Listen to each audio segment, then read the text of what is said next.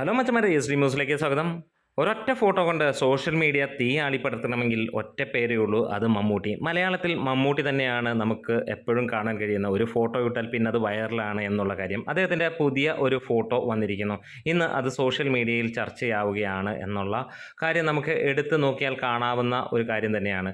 ഇവിടെ ഇന്നലെ അദ്ദേഹം മികച്ച നടനുള്ള അവാർഡ് സ്വീകരിക്കുകയും ഒപ്പം വയനാടിന് വേണ്ടി സംസാരിക്കുകയും അവിടെ എല്ലാവരും ഒരുമിച്ച് സഹായിക്കണമെന്ന് അഭ്യർത്ഥിക്കുകയും ചെയ്തു. ഒരു അവാർഡ് മേടിക്കുന്നതിൽ കൂടുതൽ ഇവിടുത്തെ ഒരു പ്രശ്നം ഒരു പബ്ലിക് വേദിയിൽ എത്തിച്ച് അവിടെ നിന്ന് ആളുകളുടെ സപ്പോർട്ട് നേടുക, ഒപ്പം നമ്മുടെ ആ ഒരു ദുരന്തത്തിൽ അവരെ കൊണ്ട് സഹായം അഭ്യർത്ഥിക്കുക കൂടിയാണ് അദ്ദേഹം ചെയ്തത്. ഇന്ന് ട്രെൻഡ് സെറ്ററായി മാറിയിരിക്കുന്നു മമ്മൂക്ക എന്ന് തന്നെയാണ് നമുക്ക് കാണാൻ കഴിയുന്നത്.